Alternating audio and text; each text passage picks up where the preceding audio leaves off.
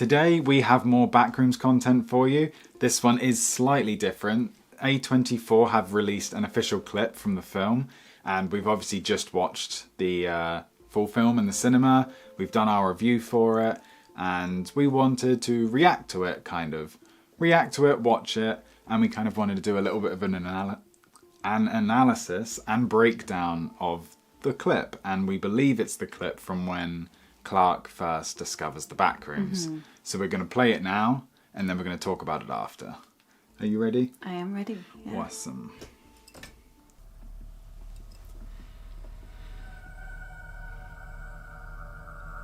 Oh yeah, I love that he noticed it through that like slither of light between the walls.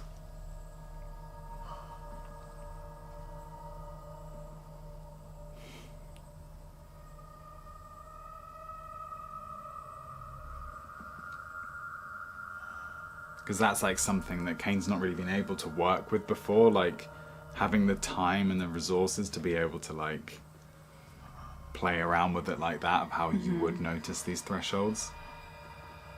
I love this as well, like the tracking pan, like backwards.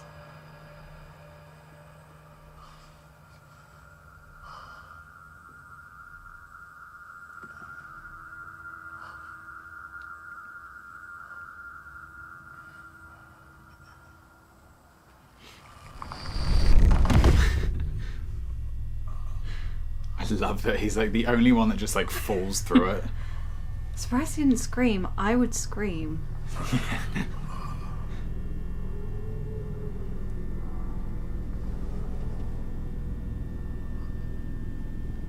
But then again, from his perspective, he probably thinks it's just like a back room, not to, like, the store. back rooms. Yeah, like a storage facility that they might have shut off back along. I love that shot as well. Yeah, it's so fucking cool. But he has just fallen through a wall. You'd think he'd be a little bit more like curious about that. Mm-hmm.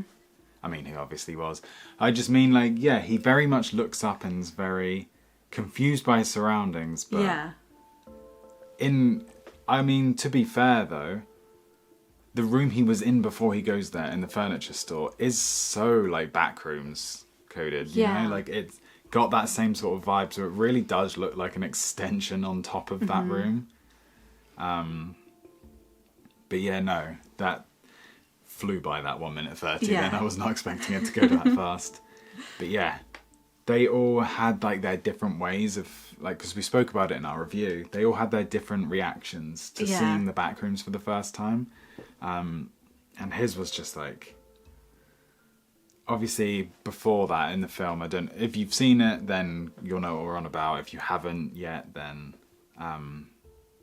this might not, you might not like understand as much, but like the whole build up to that point of where there's been so many different things going wrong in the furniture store, the lights and there's like the circuit board and everything. So he's already aware that there's something fishy's going on, something's not right. That's true, yeah. So it's not like he's just walked up to that wall, fallen through it and gone, what the fuck? Yeah. Like, he knows something's up, but obviously going through a wall is hard to explain. Then again, like, he was probably on the lookout for a person after there'd been like a thing in the circuit board.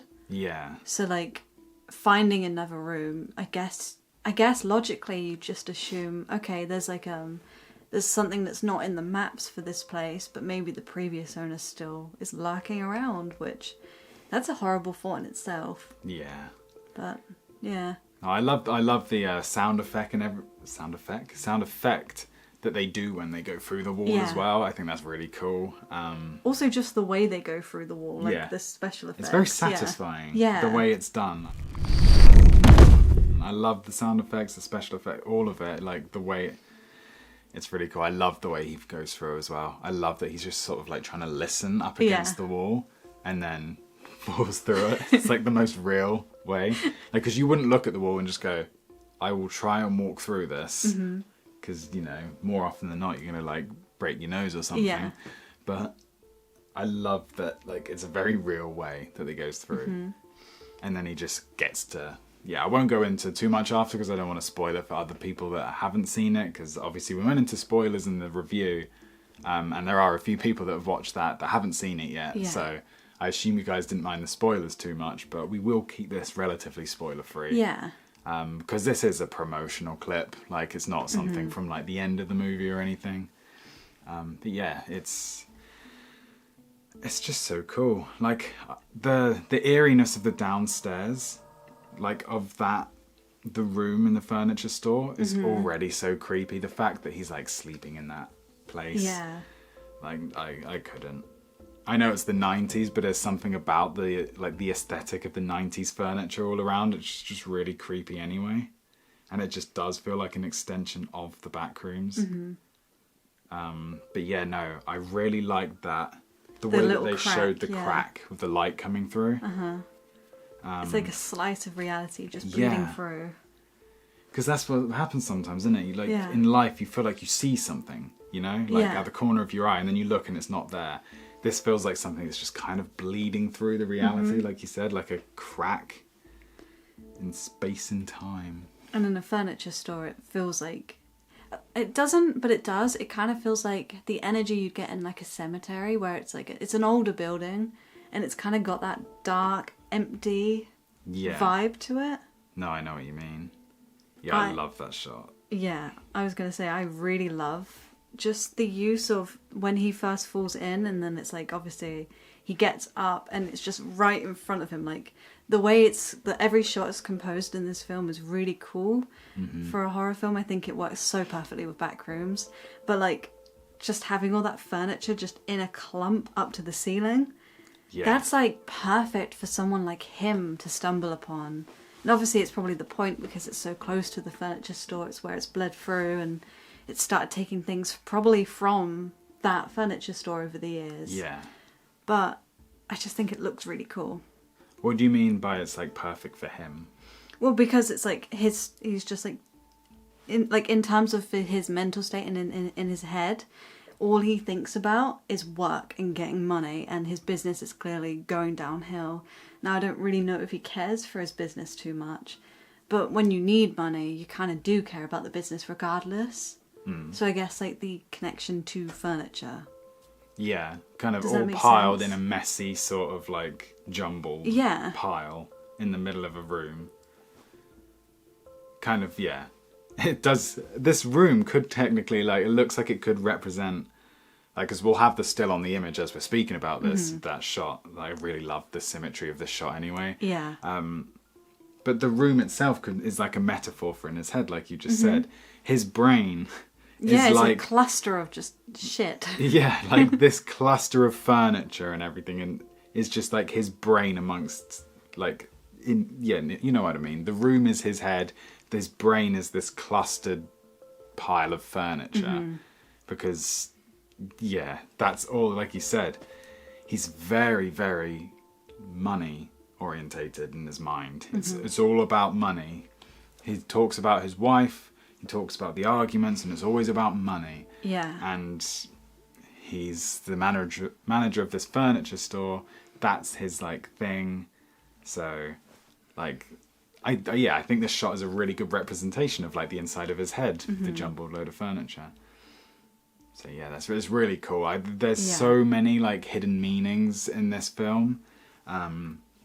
We saw some of your comments, and I saw many people say that on the rewatch, like, you guys liked it more and more every time.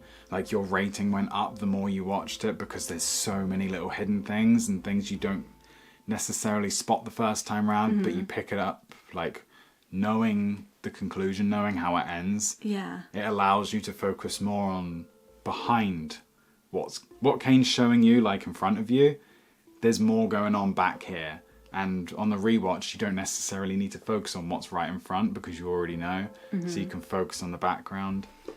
But yeah, there's probably so many, because obviously this is just off the top of our head. Like, this shot, it's like shaped like a brain, you know? Yeah. So yeah, maybe, like, yeah, maybe there's so many, like, hidden meanings, hidden metaphors, references in this. I can't wait to watch it again. Yeah, me too. Like, I really want to like head back to the cinema, or I just can't wait to watch this and just be able to analyze it. It's because like the first time you're watching everything for the first time, but it's like the second time you're feeling it because you know like what's gonna happen, but you can feel it more. Well, yeah, like some of my favourite films, like they are, like I will watch them for the first time and I will just let, feelings like take over and I'll let the momentum of the film carry me through. So like I will just experience it, I won't overanalyze it, I won't try and read into too much, I will just experience. And then when it's over and I'm like, I really loved that film, I will watch it again and my analytical brain comes on. I am now observing like the background or really thinking about what something could mean. If I realise that, okay, that didn't really come back round, that what happened in this scene, that may be because it's not meant to represent something physical in the film. It might mean something like metaphorical and stuff. So yeah, it's just really cool. I think the best filmmakers are able to implement so many hidden messages. Yes. So much meaning within every sort of scene, every shot. And yeah, as an audience, it's up to us to like notice that. And I think Backrooms is just full of it. Yeah. I remembered another thing about Clark, which is vital for his like reaction to the Backrooms. I'm not going to go into his like reaction throughout, but he is immediately more curious than everyone else because he wanted to be an architect. Yeah. He loves architecture, so he must be so fascinated by like the sheer complexity of the design in every single room. Like that's perfect for someone who's into that sort of thing. Yeah, and he's like very much living in the mundane kind of. Yeah, and if anything, right now. the back rooms are like really bleak, but considering where he just was, they're a lot brighter. But like really not wanting to go into too many spoilers, but you saw the way he was talking in his therapy session after. He was very much more, very passionate, very like energetic, enthusiastic. Yeah. So this has clearly been a big, like, obviously as it would be, a big talking point in his life right now. It's very, like, mundane, very tedious, his routine. Had so many problems, but this big Backrooms that's just through the wall of his furniture store, of course he's going to be curious. Of course he's going to try and, like, figure it out, like, the level in which of effort he goes to as well to figure it out is crazy. Well, we wanted to try something a little bit different today. We don't usually react to like the official clips, but with it being Backrooms and with it being a very heavy sort of like topic on our channel right now, we wanted to do this. Just watch the scene again and then talk about it and sort of like see what it means having watched the rest of the film. See what it means within the scene, within the film, and break down anything that like we notice within the frame and that. But yeah, I hope you guys liked it. Subscribe if you're new. If you haven't been to the channel before, we have a playlist full of Backrooms content. And yeah, we're probably going to carry on with them. We've got some other series from Kane that we're going to be doing soon. So stick around if you're interested in watching that. Bye!